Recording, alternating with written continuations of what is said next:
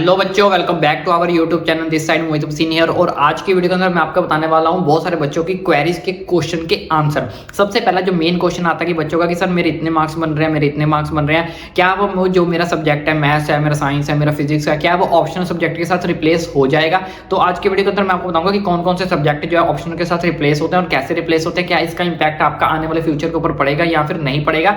Each and everything के बारे में आज इस वीडियो के अंदर डिस्कस करेंगे, क्योंकि बहुत सारे बच्चों को पता ही नहीं होता कि जो हमारा ऑप्शनल सब्जेक्ट है अगर वो रिप्लेस होता है तो वो किन किन सब्जेक्ट के साथ रिप्लेस होता है, किस कंडीशंस के अंदर रिप्लेस होता है, सब कुछ मैं आपको इस वीडियो के अंदर बताऊंगा। सबसे पहले हम बात करते हैं क्लास 10th और 12th को लेकर कि आपका देखो बच्चों, हमारे पास दो तरह के स्टूडेंट्स होते हैं। एक होता है कि जिन्होंने पूरे 5 सब्जेक्ट रखे होते हैं, ठीक है, और एक स्टूडेंट ऐसे होते हैं जिन्होंने हमारे पास 6 सब्जेक्ट रखे होते हैं। 6 सब्जेक्ट यानी कि यहाँ पे उनके टोटल 5 के 5 मेन सब्जेक्ट होंगे, लेकिन इधर जिन बच्चों ने 6 सब्जेक्ट रखे होते हैं उनका 5 मेन होते हैं और एक हमारा क्या होता है, ऑप्शनल होता है। तो जिन बच्चों के पास ऑप्शनल का सब्जेक्ट होता है उनको एक चीज का बेनिफिट होता है। वो क्या बेनिफिट होता है वो मैं आपको आगे चल के बताऊंगा।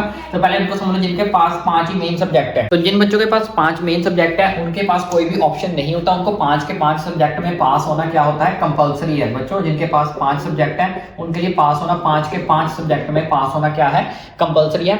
उनके पास कोई भी ऑप्शन नहीं होता है, ठीक है। तो मान लो अगर आप फॉर एग्जाम्पल कि आप एक सब्जेक्ट में फेल हो जाते हो, जिनके पास 5 मेन सब्जेक्ट है उनकी बात करते हैं पहले। तो अगर आप दोनों की बता रहा हूँ, 10th वालों को भी बता रहा हूँ और 12th वालों को भी बता रहा हूँ, सेम रूल है, अच्छे से समझ लेना। तो अगर आप एक सब्जेक्ट के अंदर फेल हो जाते हो, ठीक है, तो इस केस में आपको कंपार्टमेंट मिलेगी, ठीक है, कंपार्टमेंट मिलेगी, ठीक है।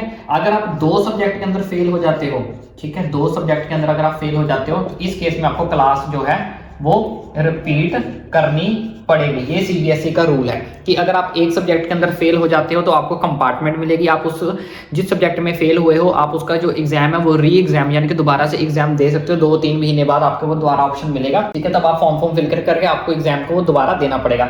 लेकिन अगर आप 2 सब्जेक्ट के अंदर फेल हो जाते हो, 2 सब्जेक्ट के अंदर अगर आप फेल हो जाते हो तो आपको क्लास जो है वो रिपीट करनी पड़ेगी, ठीक है। तो ये था सबसे पहला रूल। जिन बच्चों के पास 5 सब्जेक्ट है इसलिए उनको 5 के 5 सब्जेक्ट में पास होना कंपलसरी है, उनके पास कोई भी ऑप्शन नहीं होता है। तो अब बात करते लेते हैं जिनके पास 6 सब्जेक्ट का होता है उनको कैसे ऑप्शन मिलता है, कि एक ऑप्शनल जो सब्जेक्ट है उनका क्या बेनिफिट मिलता है और कैसे बेनिफिट मिलता है वो सब कुछ मैं आपको बताता हूँ अच्छे से। तो बच्चों बात करते हैं जिनके पास 6 सब्जेक्ट हैं, ठीक है। 6 सब्जेक्ट में क्या होता है, हमारे पास 5 हमारे मेन सब्जेक्ट होते हैं, एक हमारे पास ऑप्शनल होता है। तो इस केस में क्या होता है बच्चों, मान लो अगर आपके पास 6 सब्जेक्ट है, 5 + 1 एक टोटल कितने सब्जेक्ट है, 6 सब्जेक्ट। तो अगर आप एक सब्जेक्ट में फेल हो जाते हो, ठीक है, एक सब्जेक्ट में आप फेल हो जाते हो, लेकिन एक आपके पास क्या है, ऑप्शनल सब्जेक्ट है, ऑप्शनल सब्जेक्ट है। तो आपका अगर आप उसमें पास हो, ऑप्शनल में पास हो, अगर आप ऑप्शनल में अगर आप पास हो, ठीक है, इस चीज को समझना। अगर मान लो आप ऑप्शनल में पास हो लेकिन आप अगर एक मेन सब्जेक्ट के अंदर फेल हो जाते हो तो आपका ऑप्शनल जो है वो आपका मेन सब्जेक्ट के साथ क्या हो जाएगा, रिप्लेस हो जाएगा, रिप्लेस हो जाएगा। यानी कि आपको जो है वो पास कंसीडर किया जाएगा, आप फेल कंसीडर नहीं करोगे होगे। आपके जो सर्टिफिकेट के ऊपर क्या लिखा आएगा, पास लिखा आएगा बड़ा बड़ा कि आप पास हो, क्योंकि आपके पास एक ऑप्शनल सब्जेक्ट था। ऑप्शनल सब्जेक्ट आपका सीधा सीधा क्या हो गया, इस मेन सब्जेक्ट के साथ क्या हो गया, रिप्लेस हो गया। फेल थे जिसमें आप उसके अंदर क्या हो गए, पास हो गए, क्योंकि आपने ऑप्शनल सब्जेक्ट रखा था और ऑप्शनल के अंदर आप पास थे। तो आपके मेन सब्जेक्ट के साथ आपके जो मार्क्स है वो जो है वो रिप्लेस कर दिए जाते हैं। लेकिन इसमें भी एक कंडीशन होती है, वो चीज आपको अच्छे से समझनी पड़ेगी। आप पास तो कंसीडर हो जाओगे लेकिन आप जो है हर सब्जेक्ट के अंदर अपने ऑप्शनल सब्जेक्ट को रिप्लेस नहीं कर सकते। जी हाँ, ये सीबीएसई का रूल है कि आप सारे के सारे सब्जेक्ट्स के मेन सब्जेक्ट के साथ रिप्लेस नहीं कर सकते। सिर्फ कुछ ही गिने चुने सब्जेक्ट्स को आप ऑप्शनल के साथ रिप्लेस कर सकते हो। जैसा कि मैं आपको बता देता हूं कि जैसे हमारे पास एक जो इंग्लिश हो गया, उसके बाद हिंदी, पंजाबी, ठीक है, जितने भी हमारे पास लिटरेचर सब्जेक्ट्स होते हैं, लिटरेचर, आप इन सब्जेक्ट्स को रिप्लेस नहीं कर सकते। आप इन सब्जेक्ट को रिप्लेस नहीं कर सकते। इन सब्जेक्ट के अंदर अगर आप फेल हो तो आपको कंपार्टमेंट मिलेगी ही मिलेगी, और या फिर आप ग्रेस मार्क से पास हो सकते हो। इनके अंदर आपको 2 ही ऑप्शन मिलते हैं, या तो ग्रेस मार्क से पास हो जाए या फिर आपको कंपार्टमेंट का एग्जाम जो वो देना पड़ेगा। अगर कुछ बच्चों को मानना है कि मैं इंग्लिश में फेल हूँ, हिंदी में फेल हूँ, या कोई भी अदर आपकी लैंग्वेज जितने भी सब्जेक्ट्स हैं उसके अंदर अगर आप फेल होते हो तो लैंग्वेज सब्जेक्ट कभी भी आपका ऑप्शनल के साथ रिप्लेस नहीं होगा। सिर्फ आपके मेन सब्जेक्ट आपके ऑप्शनल के साथ रिप्लेस होंगे। आप मैथ को रिप्लेस कर सकते हो, फिजिक्स को रिप्लेस कर सकते हो, केमिस्ट्री को रिप्लेस कर सकते हो, साइंस को कर सकते हो, एसएसटी को कर सकते हो, लेकिन आप इंग्लिश, हिंदी, पंजाबी ऐसे जितने भी आपकी अगर स्टेट कोई लैंग्वेज भी है, तमिल है या कोई भी है, आप लैंग्वेज लिटरेचर सब्जेक्ट्स को अपने ऑप्शनल सब्जेक्ट के साथ रिप्लेस नहीं कर सकते हो। ये सीबीएसई का रूल है, जो आपको बहुत सारे मुझे पता है कि बच्चों को नहीं पता होगा, तो इसलिए आपको पता होना चाहिए कि आपको इंग्लिश, हिंदी, पंजाबी जैसे सब्जेक्ट्स के अंदर पास होना मेजर मोस्ट जो है वो कंपलसरी है।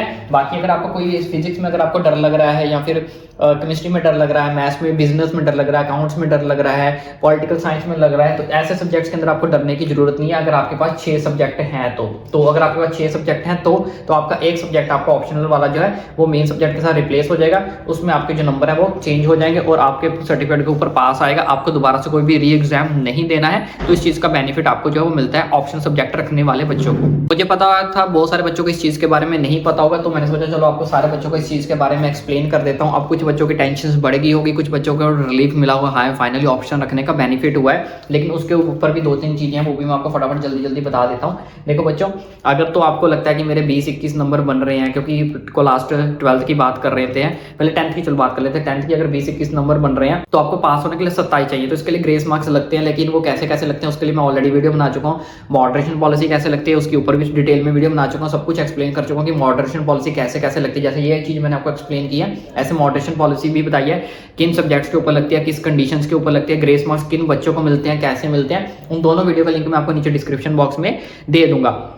अब कुछ बच्चों का एक मेजर डाउट रहेगा कि सर अगर मान लो मेरा ऑप्शनल सब्जेक्ट जो वो मेन सब्जेक्ट के साथ रिप्लेस हो जाएगा, तो क्या सर्टिफिकेट के ऊपर ये चीज मेंशन होगी कि मेरा ऑप्शनल सब्जेक्ट जो है वो रिप्लेस किया गया है?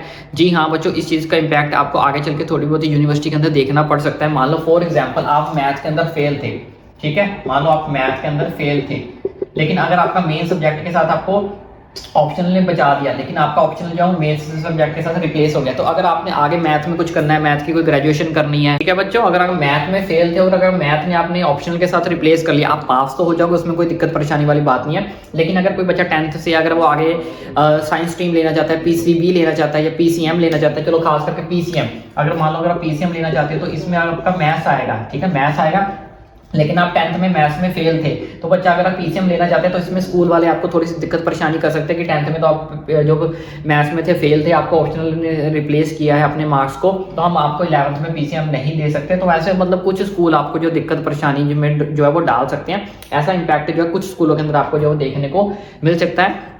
ऐसे 12th वाले बच्चों की बात करें तो अगर किसी मेन सब्जेक्ट को अपने ऑप्शन के साथ रिप्लेस करते हैं तो कुछ कॉलेजेस इसके ऊपर दिक्कत परेशानी कर सकते हैं उनको एडमिशन देने में, कि अगर आप इसी मेन सब्जेक्ट के अंदर फेल थे, अगर आप उसी मेन सब्जेक्ट के अंदर आगे कोई ग्रेजुएशन करना चाहते हो, उसके रिलेटेड कुछ ग्रेजुएशन करना चाहते हो, तो इसका कई कॉलेजेस में आपको इम्पैक्ट जो है वो देखने को मिल सकता है।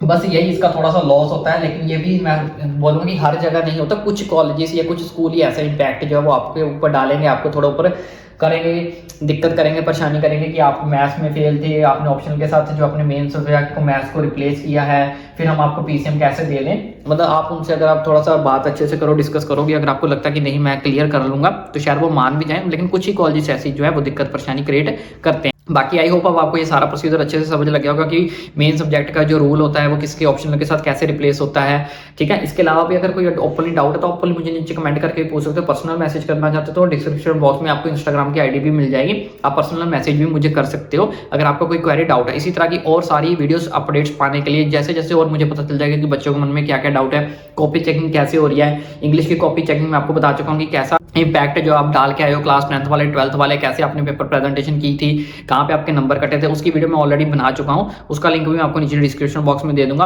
तो इसी तरह की सारी अपडेट्स पाने के लिए कॉलेज के रिलेटेड, यूनिवर्सिटीज के रिलेटेड, एडमिशन के रिलेटेड, स्ट्रीम के related, each and everything CBSE के रिलेटेड सारी अपडेट्स आपको भाई आप तक पहुंचाएगा, वो भी फ्री ऑफ कॉस्ट। इसलिए मेरी छोटी सी रिक्वेस्ट है, वीडियो अच्छी लगे तो चैनल को सब्सक्राइब करना ना भूले, फ्री ऑफ कॉस्ट है यार, जल्दी कर दो जाके।